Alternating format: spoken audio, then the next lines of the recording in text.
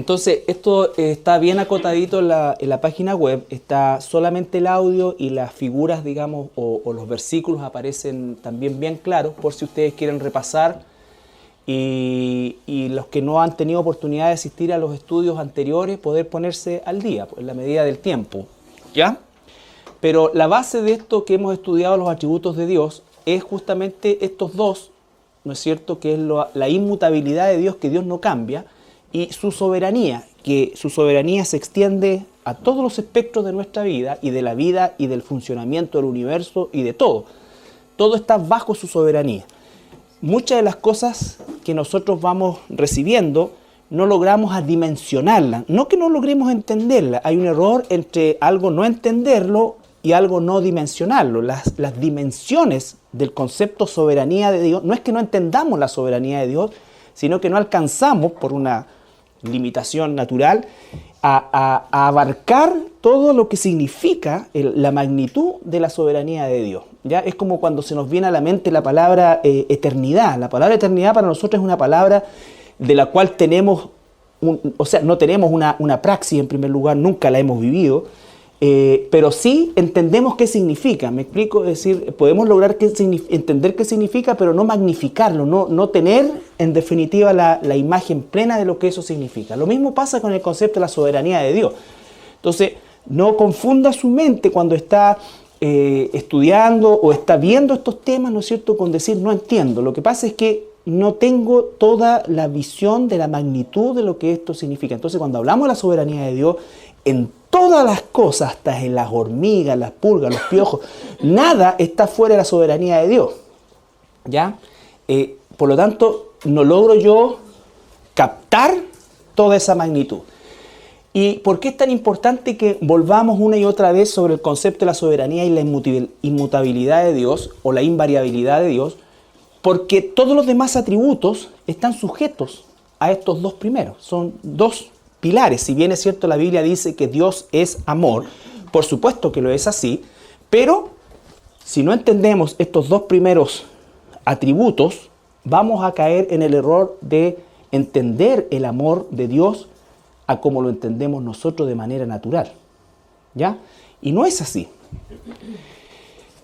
Y en esa misma línea hemos estado estudiando el amor de Dios y por supuesto en dos direcciones. El amor de Dios expresado hacia el Señor Jesús, nosotros, ¿no es cierto?, como respuesta al amor de Dios, después de saber lo que Dios hizo por nosotros, de saber y entender hoy día que el amor de Dios es personal. ¿Qué significa personal? Que cuando Dios, por ejemplo, estaba en la cruz del Calvario y el libro de Isaías dice, y verá el fruto de su aflicción, eso no es algo etéreo o algo al azar, es algo objetivo. Dios, estabas tú y yo en el corazón de Dios, en la mente de Jesús cuando eso estaba sucediendo. ¿Ya? Entonces, recordar que Dios no envió a su Hijo Jesucristo a morir por la humanidad en términos genéricos, sino que había un plan detrás de esto, y ese plan, entonces, el amor de Dios en el concepto de que Él nos ama de manera personal, significa que cuando hablamos de que Él murió por nosotros, tú puedes decirlo, Cristo murió por mí, con propiedad, con nombre y apellido. ¿Ya? Jesús no murió por una posibilidad, Jesús murió por una realidad. Porque recuerden que la ilustración, aunque es un poco tonta, ¿no es cierto?, pero significaría que en el infierno está lleno de personas que potencialmente podían haber sido salvas. Y en el cielo, a su vez, habrían una cantidad innumerable de coronas y de nombres nuevos de gente que nunca la recibió. Y eso no es así. No es así. ¿Ya? Y por supuesto, la expresión del amor de Jesús en nosotros se da en nuestro amor hacia los demás de manera horizontal. Bueno, el amor natural, que vieron algo con Andrés por la familia, por la humanidad en general como concepto. Y lo que vamos a ver hoy día es el amor de Dios, pero en lo relacionado con la familia de Dios. Este es un aspecto bien importante porque el amor por la familia de Dios es tan potente y es prioritario en la Escritura. No es el amor que nosotros naturalmente tenemos y de hecho no es el amor que muchos de los cristianos practican. Hay cristianos que no sienten un amor tan real por su familia en Cristo como la que sienten por su familia sanguínea. No estoy diciendo con esto que no debamos tener amor por nuestra familia sanguínea, por supuesto que sí. Pero si yo tuviese un hermano o una hermana que no es hijo e hija de Dios o no es cristiano de verdad, por supuesto que yo lo amo de una manera natural. Pero no es como el amor que yo tengo por mi hermano como hijo de Dios, ¿ya? Como hijo de Dios. ¿Por qué? Porque si este hermano inconverso no se convierte, va a terminar en el infierno. Yo voy a pasar la eternidad con ustedes, con la familia de Dios, ¿ya? Y esa es la realidad de las cosas. Entonces, son conceptos crudos, por así decirlo, pero que nosotros tenemos que asimilarlos a la luz justamente de la misma explicación bíblica. ¿Qué significa eso?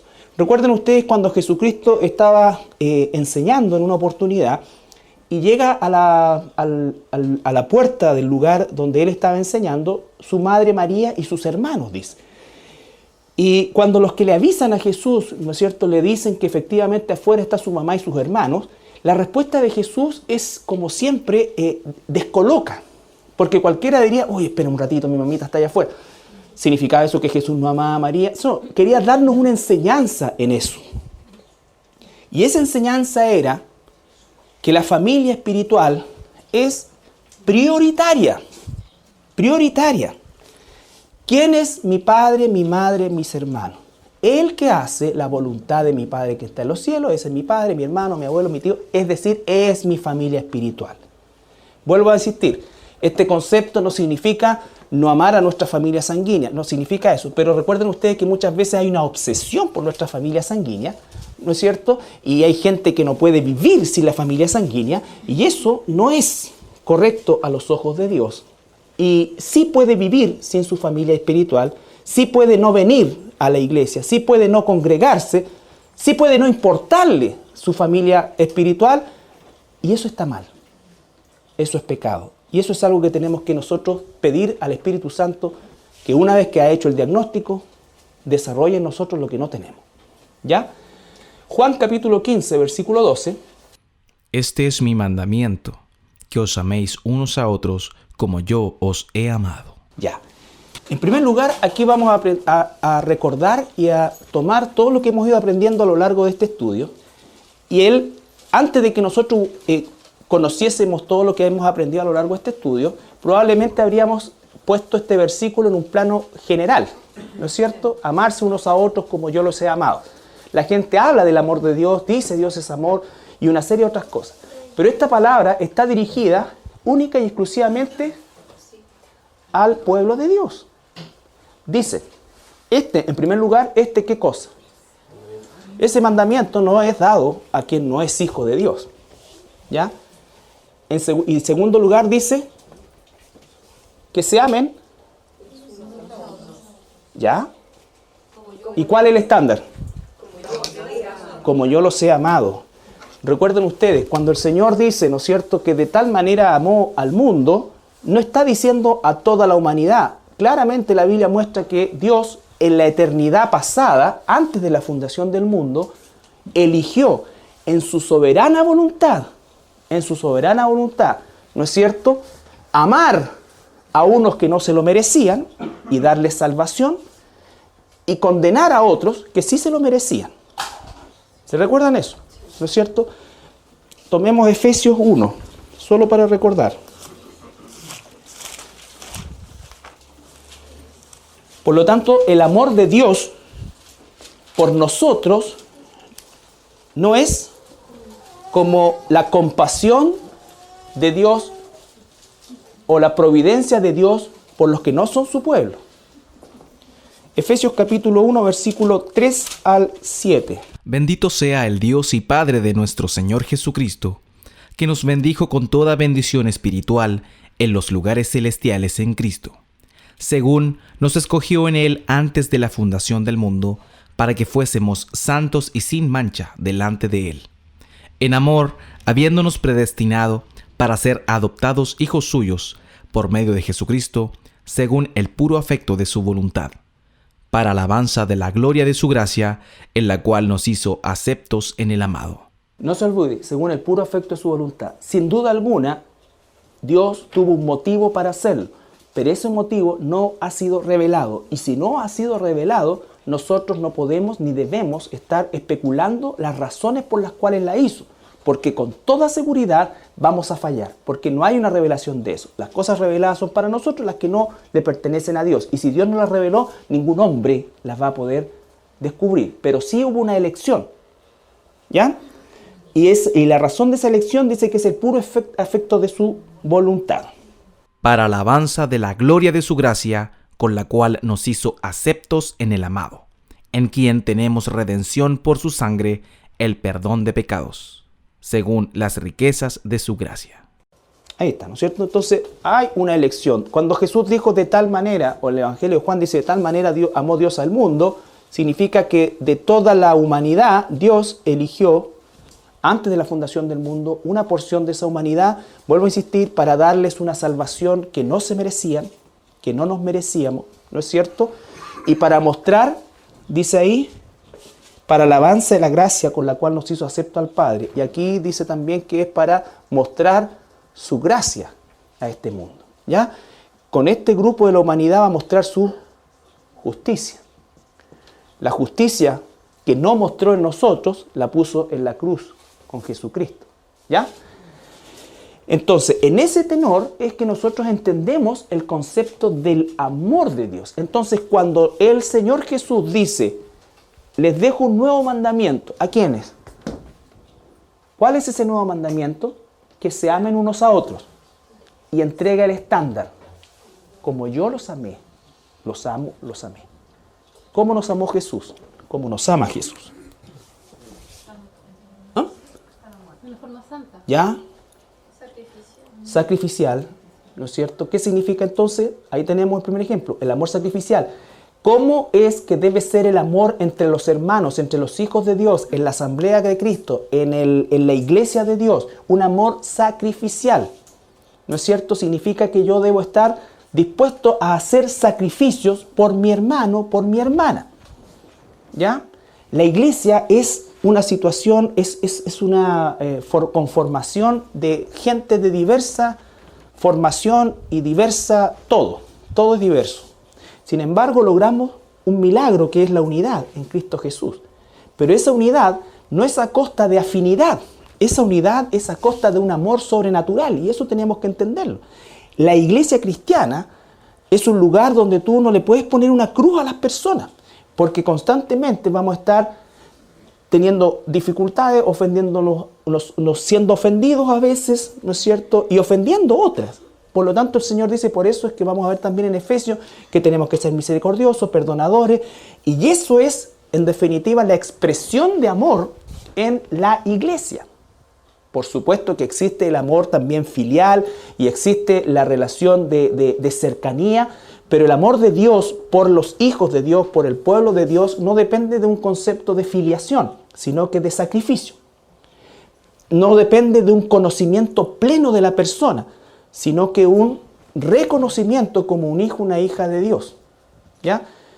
Es probable que cuando, o en la condición que nos encontramos ahora, o una iglesia con más de 150 o 200 personas, probablemente y con toda certeza nunca lleguemos a tener un conocimiento pleno de quién es o cómo es el hermano que yo tengo al lado mío o la hermana que tengo aquí al lado mío. Pero eso no significa que yo no tenga amor y no debemos medir el amor por una situación filial. Por una situación filial. Eso hace que el amor de Dios por nosotros es incondicional, es sacrificial y también es incondicional. ¿Qué significa? Que siempre, ¿no es cierto?, no solamente es incondicional, sino que además no sufre modificaciones. Incondicional, ¿por qué? Porque en toda condición siempre Dios me está amando. Dios, cuando está sujetándome a una prueba, me está amando, ¿no es cierto? Dios, cuando me está dirigiendo en algo, me está amando. Dios, cuando me está corrigiendo, me está amando. Cuando me está dando un regalo, entre comillas, algo, una bendición, que me está amando. Pero en todas ellas, incondicionalmente Dios me está amando. No me ama menos cuando me está corrigiendo. Entonces su amor es incondicional y es sacrificial, ¿ya? Entonces cuando Él dice que nos amemos unos a otros como Él nos ha amado, eso lo está circunscribiendo a la iglesia y lo está circunscribiendo, ¿no es cierto? Está entregando el estándar, como Él nos amó.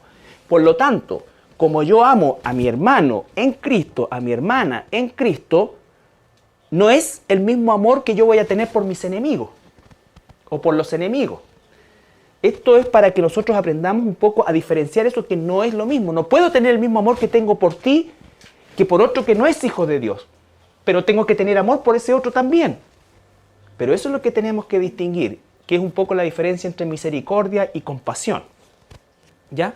Carlito, el Señor es incondicional conmigo, por ejemplo, si yo peco y me arrepiento, pero si yo peco y no reconozco mi pecado, Ya. ¿ahí se pierde esa incondicionalidad? Mira, lo primero es que cuando el Espíritu Santo, Entendiendo que uno como hijo, o sea, sabe entonces que eso no va a tiene que pasar. Puede que se demore un poco, pero va a pasar. ¿Me entiendes? Pero va a pasar. No va a pasar que alguien nunca se arrepienta si es verdaderamente un hijo de Dios, ¿ya? Pero ojo, cuando veamos el día domingo el tema del discernimiento, muchas veces, o la gran mayoría de las veces, el efecto más grande que Satanás tiene en los hijos de perdición es la falsa doctrina. Cuando las personas se endurecen en la falsa doctrina, cuando se enorgullecen de esa falsa doctrina y empiezan a negar a Cristo. ¿No es cierto? A negar a Cristo. Pero uno puede encubrir incluso un pecado como David, pero no estás tú negando a Dios. ¿Me entiendes? No estás diciendo que Buda y Dios es lo mismo, no estás diciendo que Dios no quiere que estés enfermo y que solamente quiere que estés sano y que esta cosa así, que son mentiras. ¿No es cierto? Yo no quiero enfermarme, pero si Dios necesita, o no necesita, si Él tiene planeado desarrollar mi carácter y darme un par de meses enfermo, así será. ¿Me entiendes? Yo no quiero sufrir, no quiero perder esto, no quiero en mi naturaleza carnal y creo que nadie que esté en su sano juicio lo va a querer. Pero si Dios lo hace es porque Él tiene un propósito, porque el propósito más grande de Dios es formar el carácter de su Hijo en nosotros. Por lo tanto, para eso va a usar enfermedad, va a usar esto, va a usar esto y también va a usar las otras cosas también. Pero ¿cuál es la ventaja, o mejor dicho, la bendición de esto? Es el hecho de que el que nos pone en la prueba, que es Dios, nos va a sostener en la prueba y nos va a sacar de la prueba. ¿Ya? Bien. Se me corrió. El siguiente versículo. Y respondiendo a esa pregunta, ningún hijo verdadero de Dios va a dejar de arrepentirse. ¿Ya? Pero tampoco van a pasar 500 años, ni 50 años. O sea, porque el endurecimiento es como la persona que dice, bueno, y si ya soy cristiano y Dios me perdona todo y abogado tenemos para con Cristo, entonces yo voy a pecar deliberadamente y bueno, después me arrepentiré. Pues.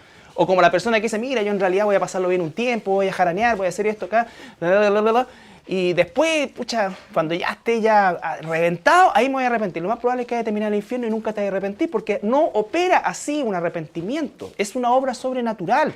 Tú no quieres pecar, aunque la Biblia dice que abogado para con el Padre tenemos a Jesucristo el justo, tú por naturaleza espiritual no quieres pecar porque amas a Dios, porque amas a Dios, ¿ya?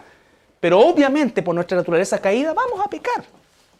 Pero no buscas el pecado, no vives en el pecado, luchas contra el pecado. A veces el gallito es un poco más para acá, a veces para acá, pero siempre estás haciendo fuerza contraria a eso, no favoreciendo eso.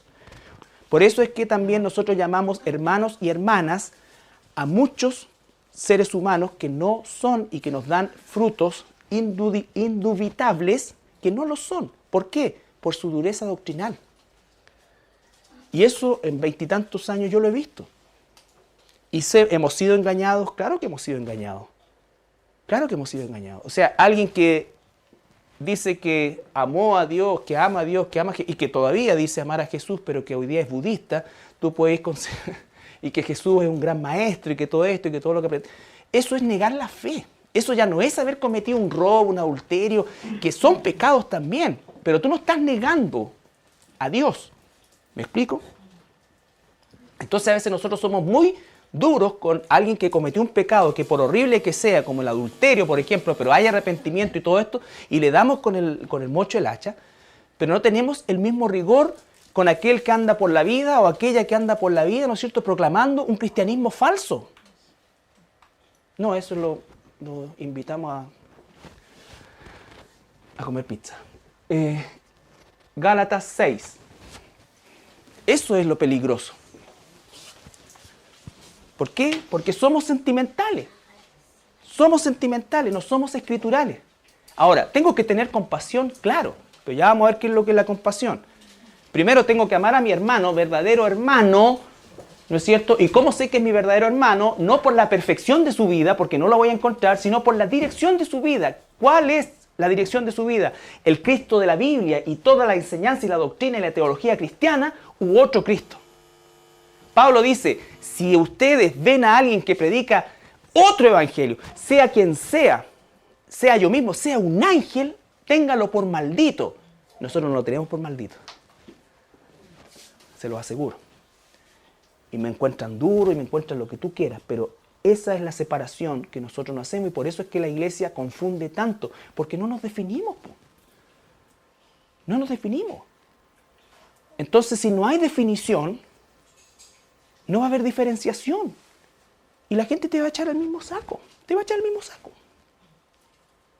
O sea, es una situación que tenemos que nosotros regular en nuestra vida.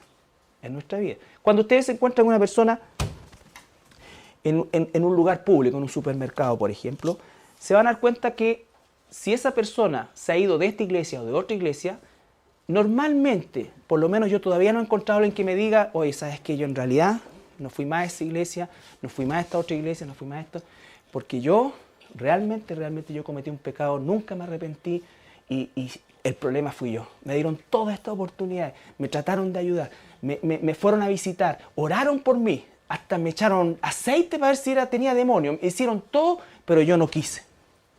¿Te has encontrado con alguien así? No, toda la vida, no, allá, fruta esa cuestión, ni te digo, allá. ¿Cierto? Es una constante.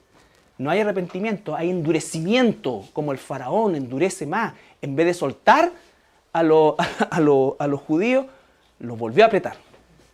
¿No es cierto? Ese es el proceso de endurecimiento. Entonces, ¿por qué estamos viendo todo esto? Porque el amor de Dios, en la familia de Dios, el amarse unos a otros, es exclusivamente para mis hermanos y hermanas. ¿Cómo sé que es mi hermano y mi hermana? No por la perfección de su vida, sino por la dirección de su vida, si realmente proclama al único Cristo y el único evangelio sobre el cual está fundado el cristianismo. No con fuego extraño, con doctrina extraña, con nuevas revelaciones, con cosas que son absolutamente reñidas con la verdad de Dios. Ni siquiera son complementarias, sino que son absolutamente reñidas con la voluntad de Dios. ¿Ya? Y cuando tú confrontas a esas personas, porque puede haber una persona que esté confundida, ¿no es cierto? Pero cuando tú confrontas a esa persona con la palabra y le dices, mira, ya no existen apóstoles ni profetas, ¿no es cierto? No existen apóstoles y profetas, y le haces un estudio y te tomas 1 hora para explicarle eso o más, y después de eso la persona dice, ¿sabes qué? Tú estás mal. No, tú estás mal, no. Y endurece. La persona que está confundida dice, ¡chu! En realidad, pero ¿cómo pude pensar así? ¿Cierto? La persona endurecida, tú te vas a dar cuenta que va a endurecer una posición, ¿no es cierto?, antibíblica. Así es como podemos nosotros. Por eso es que dice Primera de Juan, está clarito el parámetro ahí. Entonces, yo no puedo dispensarle un amor como el que te dispenso a ti, como mi hermana, como mi hermano. Porque eso es exclusivo para la familia de Dios. ¿Ya? Gálatas 6, capítulo 6, versículo 9 y 10. No nos cansemos pues de hacer bien, porque en su tiempo segaremos, si no desmayamos. Así que según tengamos oportunidad, hagamos bien a todos y mayormente a los de la familia de la fe. Mayormente a los de la familia de la fe. El cristiano, por naturaleza cristiana, debe estar dispuesto a hacer bien, ¿no es cierto?, el bien práctico a cualquier persona, incluso a aquellas personas que son contrarias a nosotros, ¿no es cierto? Si alguien te ha ofendido, te ha hecho algo, esto acá, pero en un momento determinado llega a tu escritorio o a tu potestad laboral, por así decir, por poner un ejemplo, una posibilidad de rajarlo, tú no lo vas a hacer. Es más, si puedes ayudarlo, lo vas a hacer. Eso es ser un hijo de Dios. Pero el bien dice que tiene un concepto prioritario, especialmente a los de la familia de la fe, a mis hermanos, mis hermanas. El amor es prioritario. Las acciones prácticas son prioritarias también en la familia de la fe. ¿Ya? Entonces, hay mucha gente que ayuda a muchas instituciones y eso puede estar bien. Pero lo primero que tiene que hacer es ayudar a la familia de la fe también. Partir por ahí. Nadie está diciendo que debemos solucionar los problemas de las personas, porque nadie puede solucionar los problemas de las personas más que Dios. Pero sí podemos ser parte del alivio de esos hermanos y hermanas que en un momento determinado pueden estar en una situación, ya sea que necesitan un consejo, una dirección o una ayuda material. En la iglesia tenemos nosotros un ministerio, por ejemplo, de misericordia. Cualquiera diría que un tipo de iglesia como esta, y hablamos con la realidad de vida que tenemos, ¿no es cierto?, los que nos ha tocado vivir, cualquiera pensaría, ¿no es cierto?, de afuera que cómo se van a hacer canastas familiares en una iglesia. Pero yo quiero decirle que la gente aquí en San Joaquín también puede quedarse cesante, también puede perder su trabajo, también puede necesitar ayuda. O sea, el estatus X no significa que no podamos nosotros ni debamos nosotros extender una misericordia práctica a aquellos que están pasando un momento difícil en lo material. Nadie aquí se va a morir de hambre, tenlo por seguro. Pero una forma de estar presente en la situación difícil es justamente eso. Y es una ayuda que se tiene que dar también. ¿Cómo nos amó Dios? Incondicional, ¿no es cierto? Vale decir, eso significa que no ponemos condiciones para eso, sino que simplemente es la necesidad de una persona que lo declara, ¿no es cierto? Y también no es es sacrificial, significa que cuando yo entrego a la canasta familiar, entrego lo mejor que puedo entregar, porque sé que va a ir en beneficio de un hermano, una hermana, o incluso, en el caso nuestro, muchas veces favoreciendo familias de iglesias de otros lados. Porque nosotros, como para hacer el bien de Dios o para hacer cualquier cosa, si tú lo vas a hacer, tú no llenas una ficha social. A ver, pero usted, ¿cuántos televisores tiene? O voy a decir, ¿no es cierto? No, pues que tú, resulta que yo veo que tú todavía, es que como que no hay bajado tu estándar de vida, entonces no hagan nunca eso. O dan o no dan. Pero no pongan condiciones, porque Dios, imagínate que Dios fuera así con nosotros. Ámense unos a otros como Dios los ha amado, como yo los he amado, sacrificialmente, ¿no es cierto?, generosamente y sin condición. Sin condición. Si no, no lo hagamos. Si yo tengo que hacerte una ficha social y decirte, no, es una calificada. Quedaste 3 puntos abajo en la ficha CAS. No puede ser así.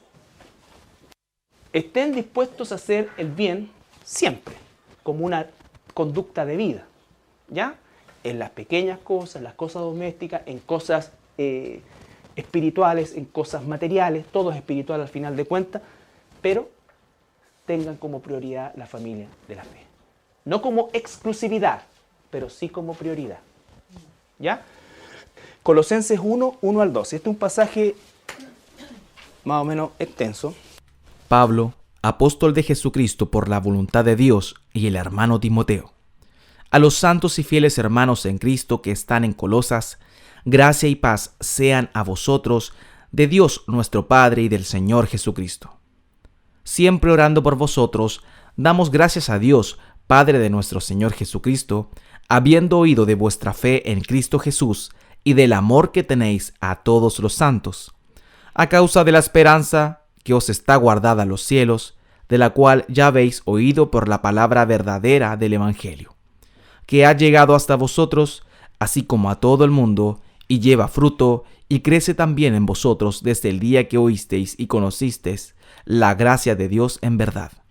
Y como lo habéis aprendido de Epafras, nuestro consiervo amado, que es un fiel ministro de Cristo para vosotros, quien también nos ha declarado vuestro amor en el Espíritu, por lo cual también nosotros, desde el día que lo oímos, no cesamos de orar por vosotros y de pedir que seáis llenos del conocimiento de su voluntad en toda sabiduría e inteligencia espiritual, para que andéis como es digno del Señor, agradándole en todo, llevando fruto en toda buena obra y creciendo en el conocimiento de Dios, fortalecidos con todo poder conforme a la potencia de su gloria, para toda paciencia y longanimidad, con gozo, dando gracias al Padre que nos hizo aptos para participar de la herencia de los santos en luz.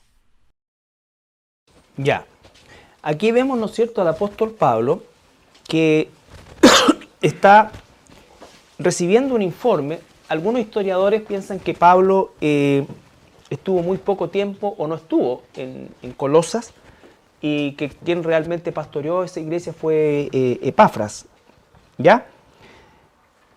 Pero sin conocerlos a lo mejor con la profundidad que conoció a los hermanos de Roma, por ejemplo, donde pasó 2 años, o en otros lugares donde estuvo más tiempo, él está diciendo que, en primer lugar, el versículo 3,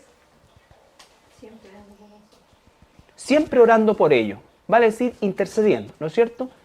¿Eran todos cristianos verdaderos en la iglesia de Colosas? No lo sabemos, a lo mejor no. Como toda iglesia, desde el principio de la iglesia hay trigo y cizaña, pero la oración se hace igual, porque la oración va a llegar y va a producir lo que produce y lo que debe producir al pueblo de Dios, ¿me entiendes? Nosotros no hacemos un concepto selectivo, eso es de Dios, es su iglesia. Él va a limpiar, Él va a hornear, Él va a mantener, ¿no es cierto? Él va a levantar. Las puertas del infierno no prevalecerán sobre la iglesia. Si las puertas del infierno no prevalecerán sobre la iglesia, significa que es Dios quien tiene el control de la iglesia, aun cuando Él mismo nos dice que en la iglesia hay trigo y cizaña y nos deja crecer juntos, ¿ya? El tema es cuando se gobierna o se enseña por la cizaña, para agradar a la cizaña, porque a veces la cizaña tiene una influencia más grande que el trigo. Pero está diciendo que ora por esa iglesia dando gracias al Padre. Y ahí viene abajo del versículo 4, dice, habiendo oído de vuestra fe en Cristo Jesús y del amor que tenéis a todos los santos. Es decir, una iglesia que muestra frutos. ¿En qué sentido? En la fe en Jesús. Y cuando estamos hablando de fe en Jesús, estamos hablando de fe en su palabra. A causa de la esperanza, lo que nos une. Y el versículo 7, 8, dice, si lo puede repetir. Como lo habéis aprendido de Epafras, nuestro consiervo amado, que es un fiel ministro de Cristo para vosotros, quien también nos ha declarado vuestro amor en el Espíritu. ¿Puedo decir de alguien yo que es un fiel ministro de Jesucristo? Claro que sí, no un perfecto ministro de Jesucristo, un fiel. ¿Por qué? La fidelidad está en la dirección del mensaje. Epafras fue y predicó todo el mensaje de Jesucristo. Si yo, ¿no es cierto?, predico una parte porque lo que quiero es que la gente llegue, pero según mi visión, y para eso nunca les hablo del infierno, nunca les hablo de arrepentimiento, y pienso en mi cabeza y digo, ¿sabes qué? No importa, total, cuando se conviertan, ahí van a saber lo que es el infierno. No. Si el evangelio consiste en dar la buena noticia de que no tienen que irse al infierno y que Dios ha pagado la salvación en Jesucristo. Ese es el mensaje que nosotros tenemos que dar. Lo van a recibir quienes son ovejas de Dios, pero nosotros tenemos que dar ese mensaje. Ese es el mensaje fiel, ¿no es cierto? Por eso es tan importante qué es lo que nosotros entregamos y qué es lo que no entregamos. El mensaje del evangelio verdadero va a incomodar, pero es el que va a atraer a las ovejas de Dios, ¿ya? Hoy día me contaba mi hermano que, bueno, ustedes saben, en todas estas redes sociales se colocan todo tipo de cosas, algunas atingentes, otras no tanto, pero cosas, está lleno de mensajes, Dios te ama, y salen dibujitos, todo, ¿no? ¿Ya? Y yo creo que tenemos que empezar a ser un poco más bíblicos para eso, porque había un mensaje así tremendo, tenía como que unos 500.000 me gusta. Prepárate este día, me decía, Dios te va a sorprender.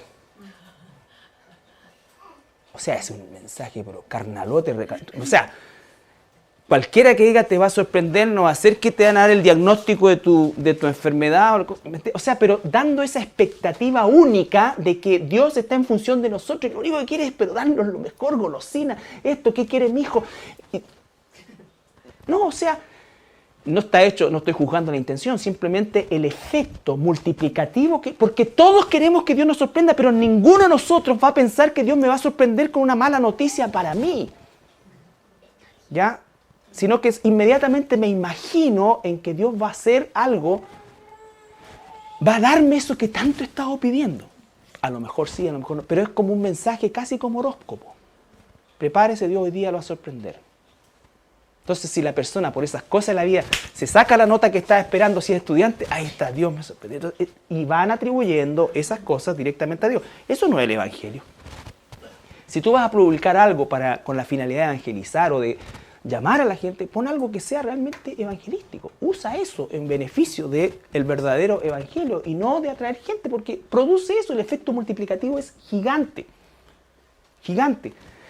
Hoy día la mayoría de la gente en las iglesias de Estados Unidos, estaba leyendo un artículo, considera que Jesús es un entrenador, una especie de entrenador que lo prepara para la vida, lo prepara para que tenga éxito, lo prepara para que le vaya bien, le da las herramientas, ¿no es cierto?, para tener éxito en la vida. Ese es el concepto que se maneja hoy día en gran parte de la, entre comillas, iglesia norteamericana.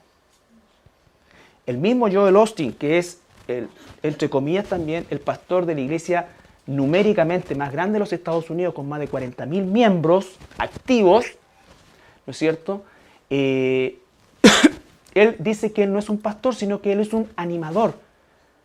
Que él está ahí para animar a la gente a que tenga el mejor tipo de vida al que pueda aspirar. De hecho, escribió un libro que es un bestseller por la cantidad de ventas, ¿no es cierto?, que se llama Tu mejor vida ahora.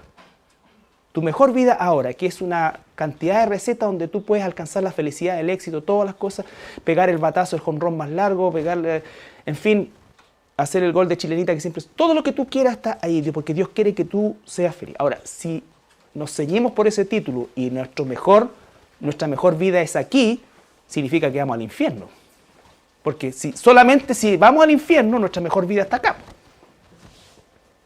Pero si vamos al cielo, esta no puede ser nuestra mejor vida.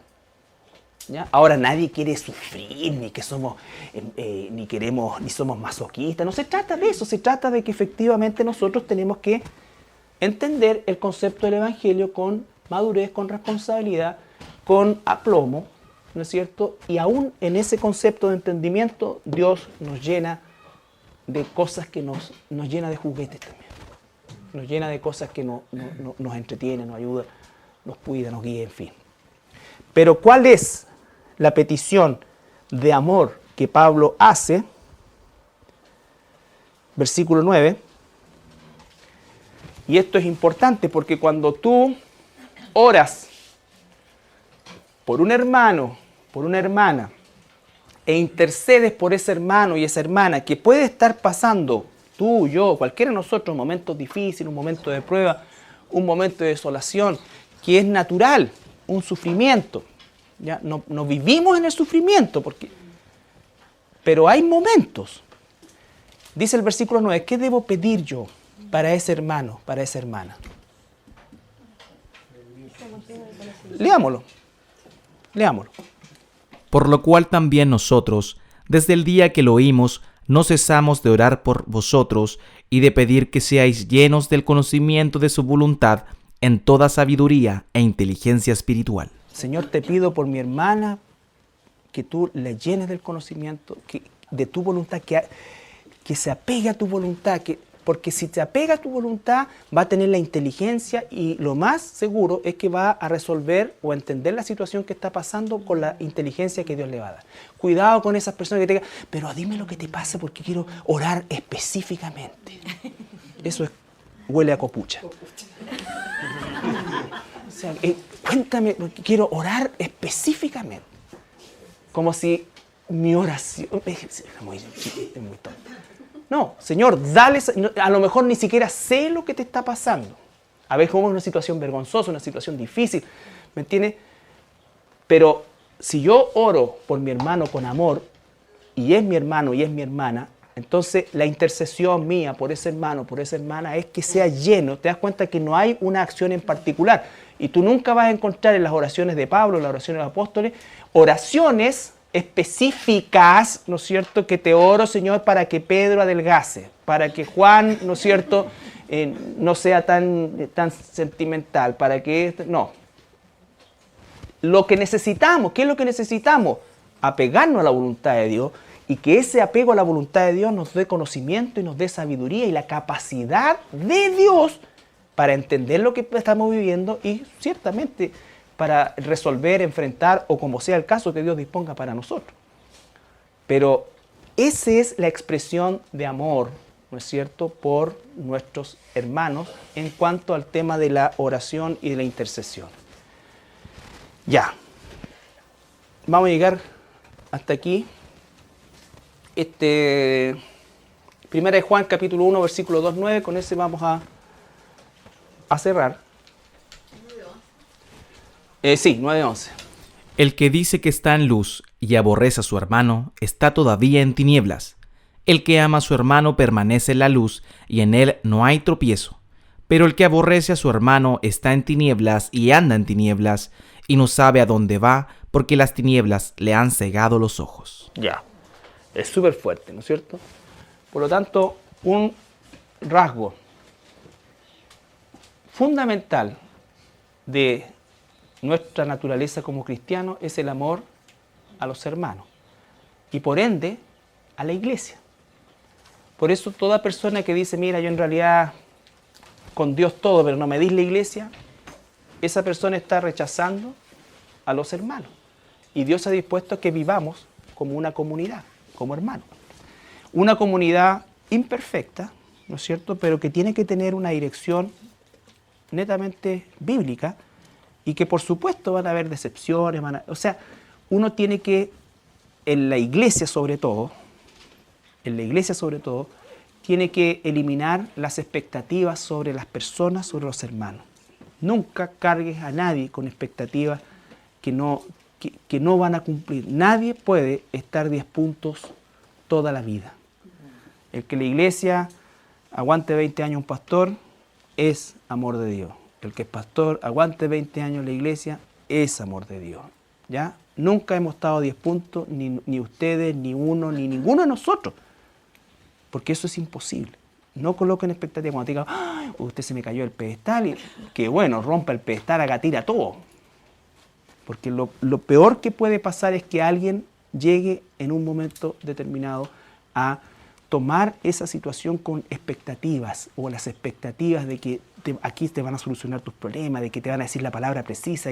No, yo voy a orar por ti, los otros hermanos vamos a orar por ti, vamos a orar para que el Señor te dé dirección, primero que nada para que hagas su voluntad, porque hay algunos patúos o patúas, ¿no es cierto?, y que lo digo con todas sus letras, que no están ni siquiera interesados en la voluntad decretal de Dios, que es lo que Dios decreta claramente en su palabra, lo que significa que nunca leen, estudian, ni escudriñan, ni aman su palabra. Por lo tanto, ¿por qué tendría Dios que dirigirlo en decisiones ya más puntuales? Me voy, no me voy, acepto esto, no lo acepto, ¿me entienden? Y muchas veces nosotros decimos, oye, ora por mí porque mañana tengo que tomar una decisión súper grande, y vamos a orar por alguien que a lo mejor, ¿no es cierto?, estoy poniéndome en el ejemplo negativo, no tiene idea ni cuántos libros tiene la Biblia, no tiene, por decir una cosa, ¿me entiendes? O sea, no lee la Biblia, no le interesa. Lo que le interesa es los beneficios, entre comillas, que puede obtener de, entre comillas, llamarse o parecer cristiano.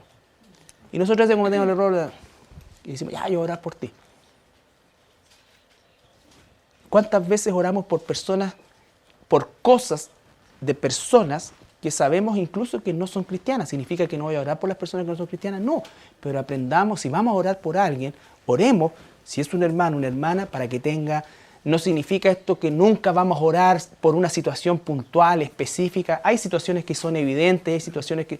¿Me entiendes? Pero no ese es el génesis o el punto de partida de mi oración. Mi oración por ti, tu oración por mí es por sabiduría, por inteligencia espiritual, porque yo me apegue a la voluntad de Dios, porque si me apego a la voluntad de Dios decretal, Él me va a entregar más claramente, ¿no es cierto?, la voluntad particular en tal o cual área. Y a veces se nos esclarece inmediatamente con la voluntad decretal de Dios que no es de Dios la decisión que iba a tomar. ¿No es cierto? Pero tiene que haber eso. Entonces, el amor a los hermanos, el amor a la iglesia, el amor a la obra de Dios es fundamental. Esta misma reunión que tenemos nosotros hoy día, el hecho de estar juntos, de estar una hora juntos, es parte de amor de Dios. Venimos a aprender, a compartir, todo, pero nos da la oportunidad de darle un abrazo a un hermano, a una hermana, de despedirnos. ¿Me entiende? De sentir el toque de un hermano, de una hermana, que es parte del amor que nos expresamos unos a otros. Si no, sería re fácil. Véanlo por internet, lo dejamos grabado nomás, y a las 9 yo estoy viendo Unión Española con San Lorenzo Almagro, y ustedes están viendo el estudio. O lo pueden ver a la hora que quieran. ¿Ya? Entonces, es mucho más que eso, el tema de la comunión y la coinonía entre nosotros. ¿Alguna pregunta? La próxima semana vamos a terminar una parte más que nos queda del amor por la familia de Dios, ahora ya en términos más específicos de cómo es que, por ejemplo, yo expreso mi amor a un hermano nuevo. ¿Ya?